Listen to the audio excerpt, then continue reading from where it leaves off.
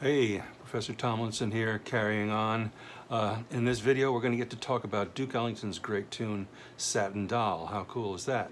And if you haven't watched Oscar Peterson performing this tune, or any of the other great videos you can watch of Satin Doll being performed, please do that, because they're all really great. And just looking at notes and chords on the sheet does not really give you the full intensity of experience of these tunes. So you are really in for a treat if you haven't heard these yet. Okay, we are going to be using 3-note voicings to harmonize Duke Ellington's melody.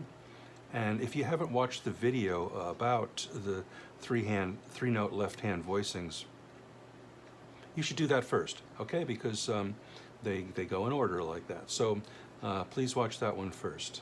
All right, so just to recap a little bit, 2 5s and 2 5 1s. You're going to see them all over the place in jazz tunes and standard tunes.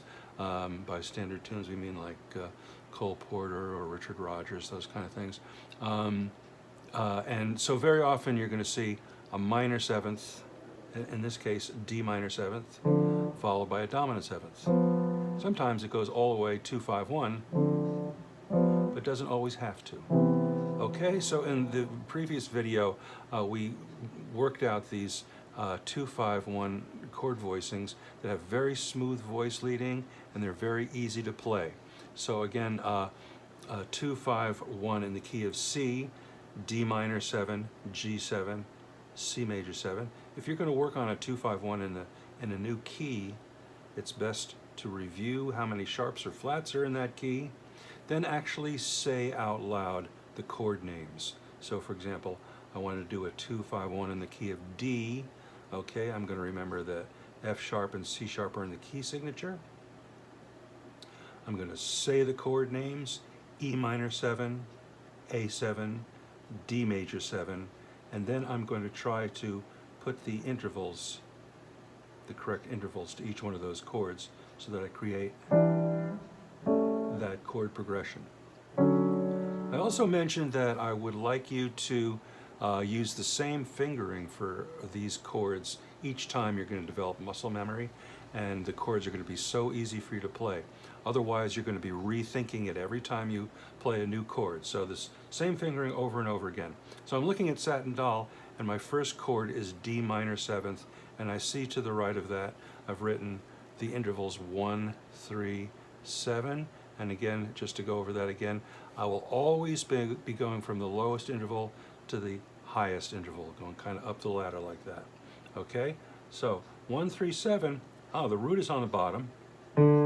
Here's the 3rd, here's the 7th. Okay, we went over this chord progression in the last video, and I'm using these 3 fingers: my pinky, my middle, my thumb, or more properly, my 5, my 3, and my 1, okay? Don't confuse those numbers with the intervals that are in the chord, okay? Those are the fingers that I'm using. Okay, D minor 7, that's followed by G 7th, and very easy to finger, especially because the voice leading is so smooth.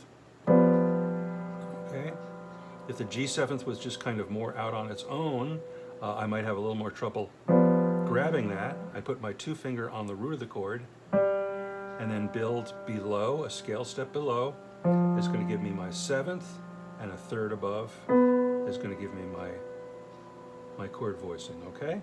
Lots of reps. Okay, that's measures 1 and 2. D minor 7, G7, D minor 7, G7. Measures 3 and 4, E minor 7, A7th. Now, classical musician might interpret the E minor 7th as the 3 chord in the key of C. Satin Doll this is in the key of C, and that wouldn't be wrong, but jazz musicians are more inclined to look for 2 5 and 2 5 1 progressions. So that I would recognize that as a 2 5 in the key of D, like we were just talking about a moment ago. All right, E minor 7, A7. That not only informs the melody, but when I'm improvising, it informs my right hand, as in, oh, I want to think basically in the key of D major for these two measures. Okay? So those are the chords for the first line, the first four measures. Now I want to talk about the second line, which is very exciting because Duke Ellington gives us two examples of chord substitutions here. And chord substitutions is something that jazz musicians really love in particular. It takes what we would ordinarily expect and it breathes kind of new life or extra energy into the sound of that. So Duke Ellington gives us two very hip kind of chord substitutions here that really enliven the melody a little bit. The first one, the D7th, bar 5, is a very simple chord substitution, and that is chord type, okay?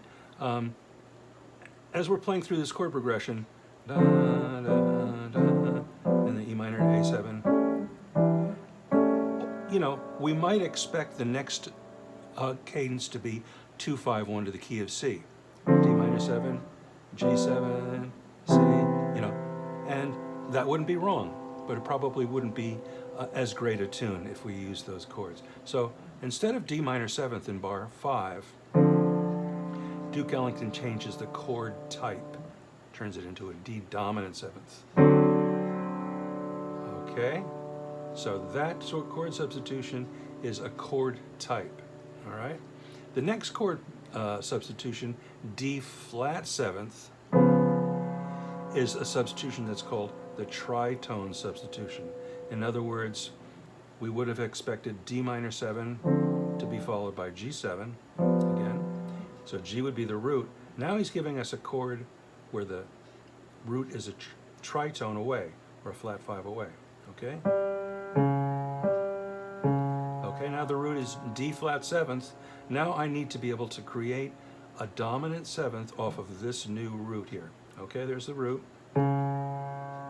Here's the major 3rd, and here's the minor 7th.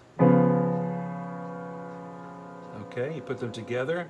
Oh, okay, everything goes down by a half step. And then that resolves so beautifully to the C major 7th. Okay, and I'm looking at the first ending now.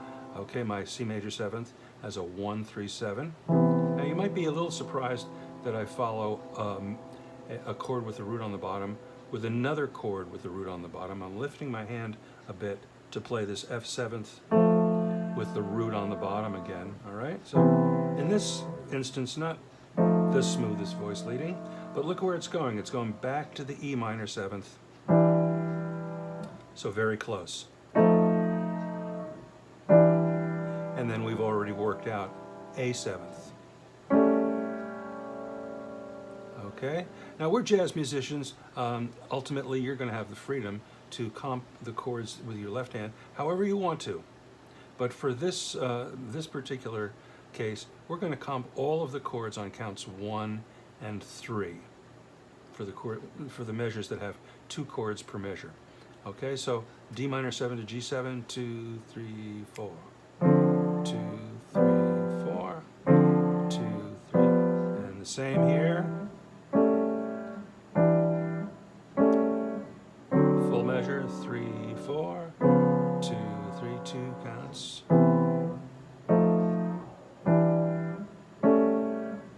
And we're back to the second A section, okay? What that's going to do is it's going to set up a steady groove, and then the melody is going to be syncopated over the top of that, and it'll create a kind of a nice syncopated situation. Now notice in the first measure, here's how your fingers are going to link up. For the very first beat, left hand and right hand are together.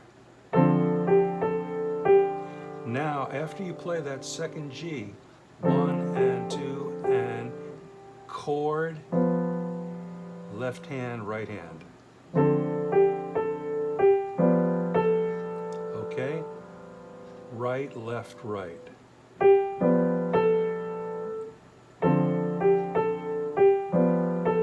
Okay? Second measure, left, right. Together.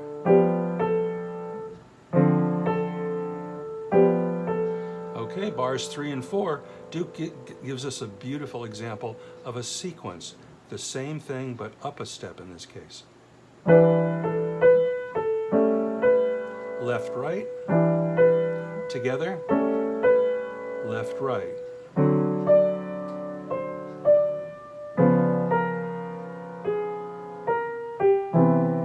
Now hear how that syncopation in the right hand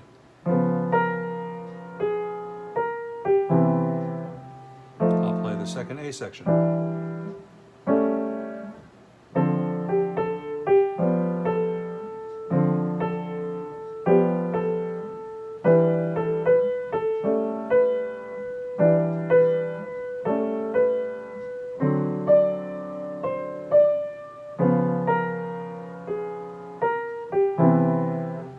Now I went to the second ending, and there the melody and the chord progression is very static.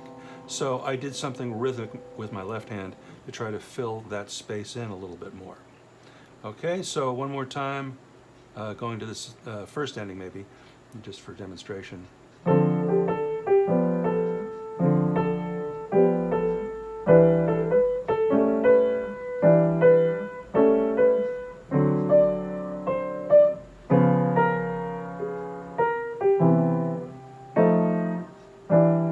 Okay, and that's a good tempo for this tune.